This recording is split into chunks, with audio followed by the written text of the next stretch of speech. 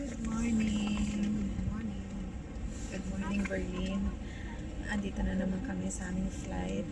Puntang Schweiz. Ito, men and black, and women and black, para pang narikising ko. Balot na balot kami kasi malamig doon. Namumundok kami doon sa Schweiz with snow. Sana may snow nga. Wish lang namin. Kasi kailangan taas na Overall, yung biyahe namin papunta dito sa airport, okay naman hanggang sa makarating kami dito. Everything is doing good. So, ngayon matutulog na muna kami. Mamaya na tayo magkita-kita. See you in Schweiz. Meine Damen und Herren, und auch von uns hier von You look different to me these days. Game na. Welcome to Switzerland.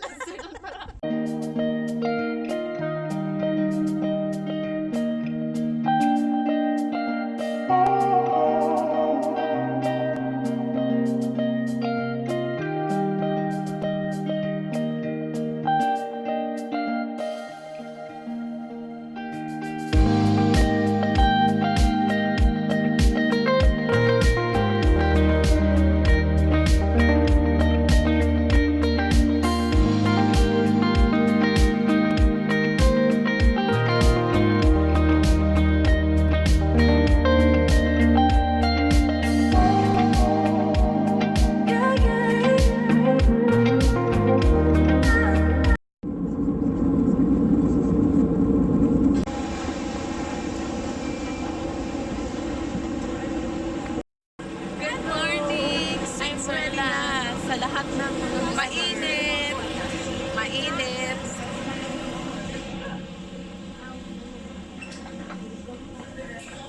Dahil sa underground, kakarating lang namin.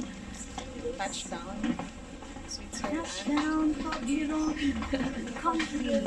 Kukunin na namin yung luggage namin. Mag-aantay pa kami ng luggage. See you later, alligator. Hi, Muffin! Good morning! Video yan. Oo nga, bipolar. Sabihin mo, welcome to Switzerland. Bili. Yun ang ano namin eh. Bili. Go. Welcome to Switzerland. At may bipolar akong mutse. Ready na kami. White side at minsan maitim. Ay, pakilala mo yung ano natin, new recruit natin sa New travel. recruit namin. Please welcome the beautiful, the most intelligent Marife. Si Marife ang makakasama natin ngayon sa Switzerland. Hindi si Lynette, hindi si Debbie. Iyak kayo sa cielo.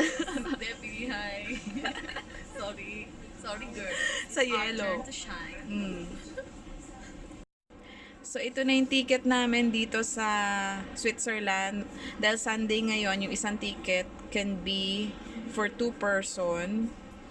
Sayang, hindi kami nakakuha ng free tickets kanina. Oo, sayang.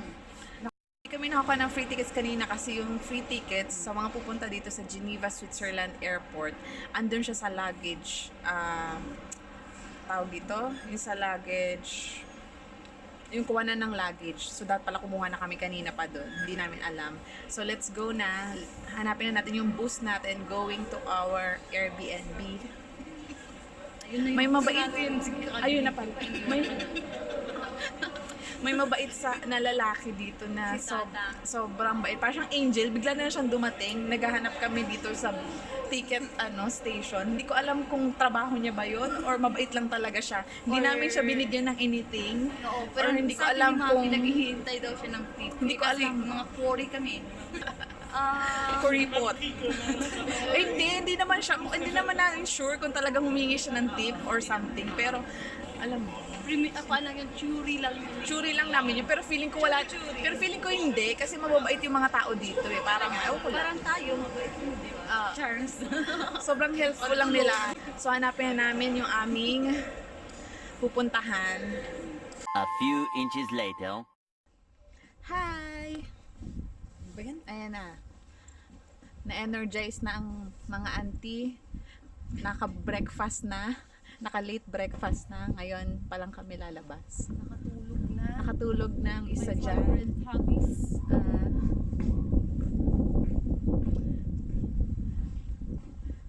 So pumunta kami dito sa Geneva, Switzerland, pero andito kami ngayon sa France kasi nasa border lang ng Geneva yung France. So mas mura yung Airbnb dito sa France. So yung Airbnb namin andito sa France. So kailangan namin tumawid ng border ulit. Yung mga passport dala nyo. Yan. Yun yung complicated lang dito, pero hindi naman sobrang layo. Ang malayo yung lalakaran namin papunta dun sa bus stop. Welcome to Schweiz! Ay, ano ba talaga? Geneva na nga lang. Welcome to Geneva! Talangina ng buto. Sabagay, maingay tayo pagka ano. Di ba dito? So itong Basta may Airbnb basurahan namin na- parang sobrang residential area talaga dito sa France, sa Voltaire. Sobrang residential area, so wala kami mapagbibilihan masyado na residence le patriarch. Sure ka sis? Ayun yung basurahan, di ba? Sabi Aha, ko unique okay. yung basurahan, yung Pokemon. Pokemon? Paano naging Pokemon yun? Kasi di ba Pokemon bilog yun? Tapos sa sabog. Sa sabog? Di ba pag maglalaro ka, maghahunting ka ng Pokemon? Picturean mo, futuristic view. Meron kami ditong tawag dito, parang Pokemon daw na basurahan. Oo. Futuristic. With the mountain The of trash can. Tibuli. Tibuli ba yan? Wala lang, hindi ko na alam. With the mountain of Tibuli. Wait lang. Tibuli Mountain. Only in Oh, yun. France. Ganda nung view. Bukas kami mabubundok. So ngayon, ang plan namin is pumunta sa city ng Geneva. Babalik kami. Dito tayo sa ngayon sa France. And 20 minutes later, nasa Switzerland na tayo agad. Real quick. Ganon. Enjoy ko na lang yung scene. Dito sa France, usually ginagamit nila talaga euro. Parang nasa Pagdating photo sa frame lang, Switzerland, meron silang currency na iba, Postcard lang. CHF. no? Totoo din pala, no? Tingnan mo, ang puti ng Ang ganda nung ano, no? yung bukid. Ang ganda nung Alps. Parang Yung beach. makikita mo talaga yung dulo ng Alps, yung parang meron siyang Si Elsa. snow. Ganon. Ganon yung gusto namin talaga puntahan dito, kaya kami nag-travel. Ito na yung trash can na parang Pokemon. Yung Let's see. Oo. Yan So, parang pag for rectangle, paper and wow, carton. for recyclables, no? Oo. Ang Tapos bongga, only in Pag France. square, Pag titigan mo, ang ganda ng panahon, no? Hindi siya sobrang lamig, pero hindi siya sobrang, pero sunny. Sunny siya, pero para talaga nasa Baguio lang. Same talaga, same lang. Pero anong weather ngayon, sis? Anong nakalagay dun sa phone? 3 degrees to? Parang hindi naman, no? Parang feeling ko mga nasa 8 to, yung mga ganitong weather. Kasi kayang-kaya eh.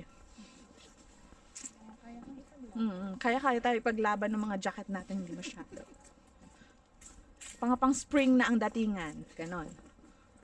Hindi na winter outfit. it's like 6 pero 9 degrees. Ah, okay. So, 9 degrees. Oh, okay siya. 9 degrees is okay. Feels like 6. Tomorrow, malalaman natin kung anong sitwasyon sa kabundukan. Kung kakayanin ba namin or hindi. Ayan. Malayo-layo pa tong bus stop natin. Ang ganda ng Pero at least mas mabilis na tayo ngayon kasi wala tayong bit-bit. Travel light, walk light. Puro may kotse yung tao dito kasi nga medyo malayo nga sa kabihasnan. Parang malayo yung residential area sa mga bus stop.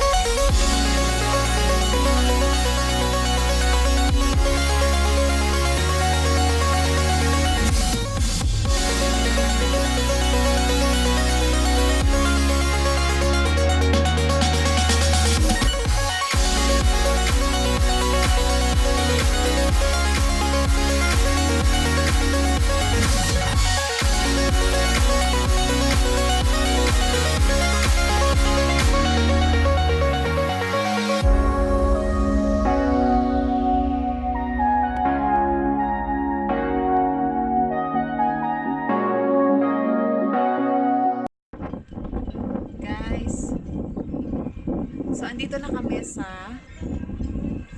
water, ang tawag doon? Hindi water park, fountain. Geneva Fountain. Ayan siya.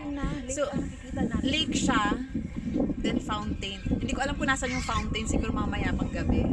Pero ayan siya. Oh, napakaganda, parang port. Sobrang ganda, parang peaceful dito. Sobrang peaceful. Andito na kami sa dulo, guys.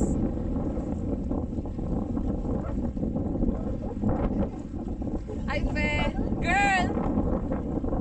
Hello, Geneva! Switzerland! Hello! Nasa kami sa dulo. Ayan na, yun yung kanina, nilakad namin. So, kamundukan ng Geneva. Sis!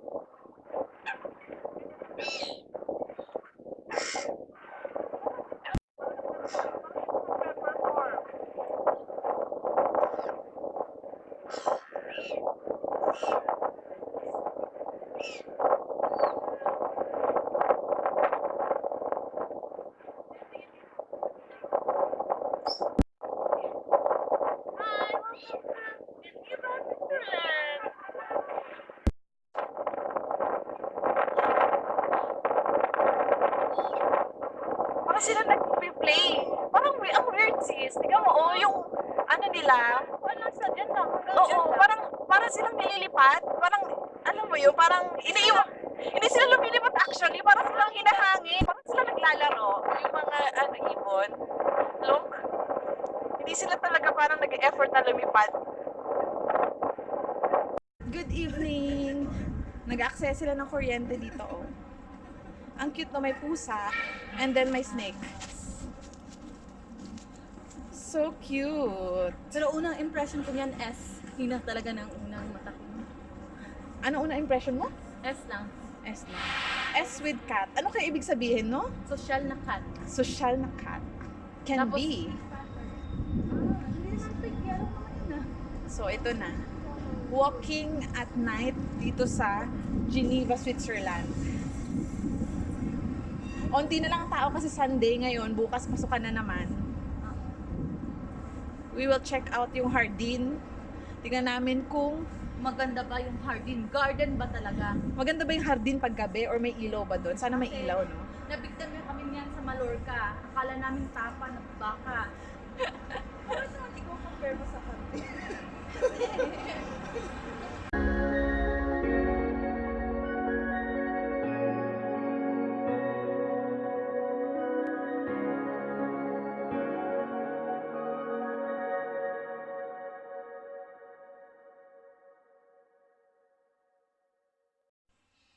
Hi guys, I'm just here to vlog about my post insight after our travel dito sa Switzerland.